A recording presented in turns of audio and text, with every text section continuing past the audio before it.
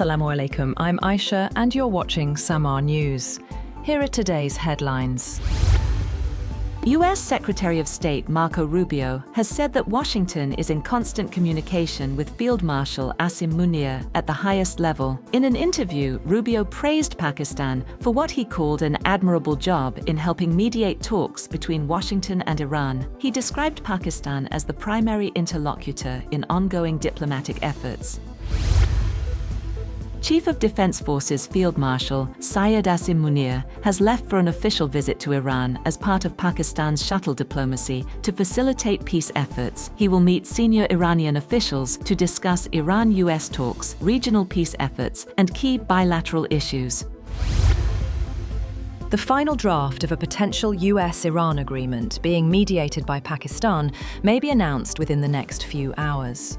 According to an Al Arabiya report, the proposed agreement includes an immediate, comprehensive and unconditional ceasefire across all fronts, including land, sea and air operations. The draft also outlines a mutual pledge by both sides not to target military, civilian or economic infrastructure, along with a complete halt to military operations and media hostilities. The agreement reportedly includes commitments to respect sovereignty, territorial integrity, and non-interference in each other's internal affairs. It also guarantees freedom of navigation in the Arabian Gulf, the Strait of Hormuz, and the Gulf of Oman.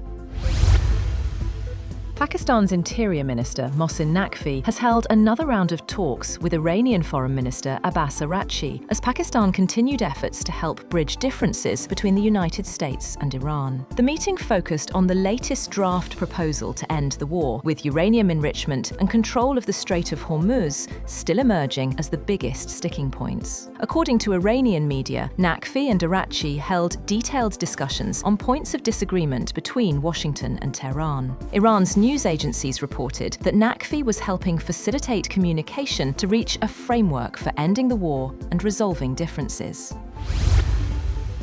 Meanwhile, a Qatari negotiating team has also reportedly arrived in Tehran in coordination with the United States to help push for a deal aimed at ending the war with Iran. Qatar had earlier stayed away from mediation efforts after coming under Iranian missile and drone attacks during the recent conflict. Indirect negotiations between the United States and Iran appear to be inching closer to a possible breakthrough, with Pakistan playing a key mediating role as both sides continue discussions over Tehran's nuclear program and control of the Strait of Hormuz. While officials from both countries acknowledge that major disagreements remain unresolved, recent diplomatic exchanges and narrowed differences have raised hopes for a potential ceasefire agreement. US Secretary of State Marco Rubio acknowledged there had been some good signs in talks with Tehran, though he cautioned against excessive optimism. US Secretary of State Marco Rubio has said that NATO has to be good for all those involved ahead of a NATO meeting in Helsingborg, Sweden, adding that he expects the meeting will set the groundwork for the NATO Leaders Summit in Ankara, Turkey, later this year. Rubio said there has to be a clear understanding of what the expectations are. He also said that a tolling system in the Strait of Hormuz by Iran would be unacceptable. Iran's supreme leader has reportedly ordered that the country's enriched uranium stockpile must remain inside Iran, according to senior Iranian sources. The move hardens Tehran's position on a key issue in ongoing negotiations with the United States over ending the conflict and limiting Iran's nuclear program. The development could complicate diplomatic efforts, as Washington and Israel have pushed for the uranium to be transferred out of Iran under any future agreement.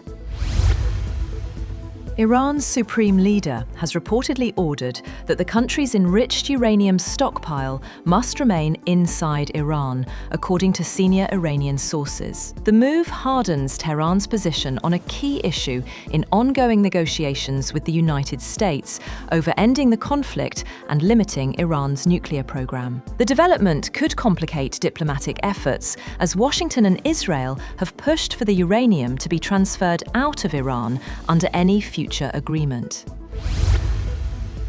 And thousands of Muslim pilgrims gathered for Friday prayers at Masjid al-Haram ahead of this year's Hajj pilgrimage. Millions are expected to arrive in Mecca for the annual religious gathering. The pilgrimage will peak next week with the celebration of Eid al-Adha.